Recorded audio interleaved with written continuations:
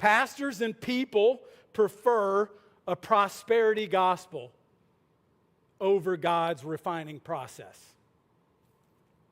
And God's refining process, listen, proves that prosperity gospel preaching is a lie. It's wrong, period.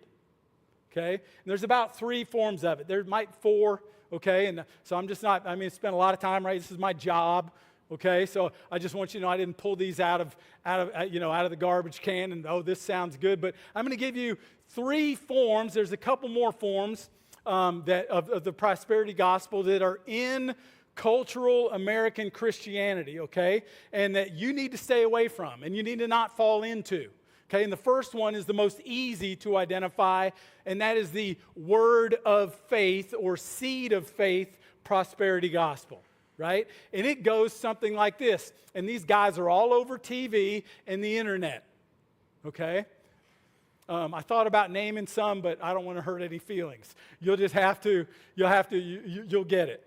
It goes like this. Hey, if you will just trust God, if you'll just believe in Him, if you'll just believe in what you need from Him, if you'll sow some seeds of faith, then God will do whatever you need Him to do. You can count on Him. That is God's faithfulness.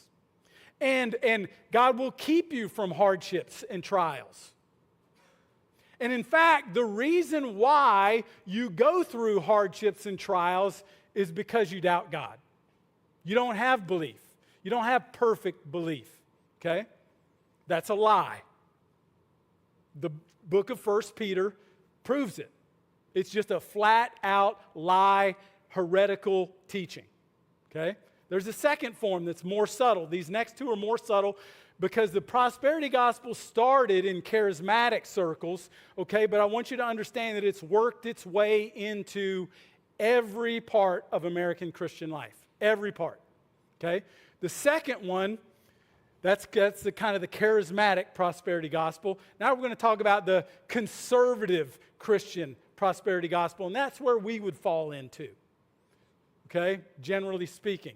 And that's the obedience prosperity gospel.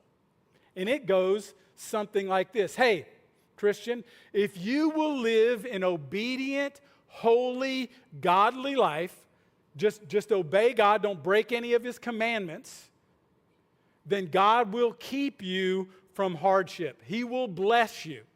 You will experience nothing but His blessing. Okay? That's a lie. It's a lie. It's a heresy. It's not true. Okay? The third prosperity gospel comes from what I would call the consumer megachurch part of American Christianity, and that is what we'll call the biblical principle prosperity gospel. And it goes something like this. It's close to the obedience gospel, but the obedience gospel is about a holy, godly life. Okay? The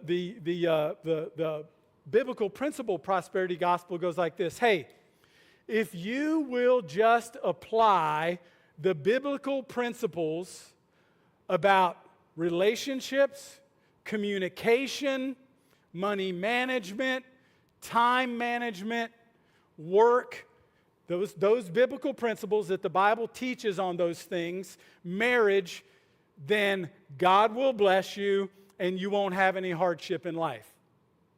As a matter of fact, the reason why you're having all your hardships in life is because you're not applying these biblical principles to your life. Okay? That's a lie. It's a lie. It's a heresy as well. Okay? Now, I'm not saying, obviously, that it's not better.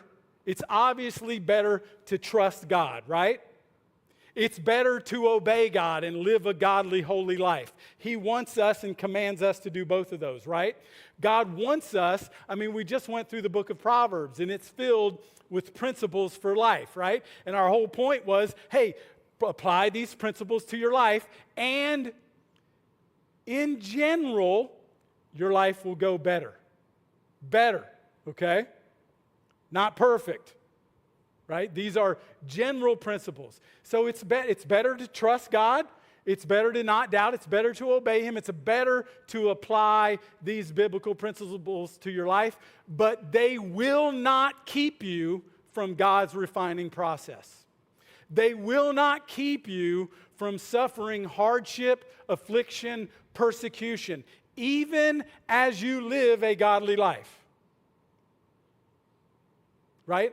Let me remind you, the whole point, the whole reason Peter wrote this book, this letter, is because godly, faithful, obedient, biblical principle applying Christians were being persecuted, suffering hardship, not because they'd done anything wrong, not because they had stopped applying God's principles, not because they had stopped obeying God, but precisely because they were godly, obedient, biblical principle living Christians.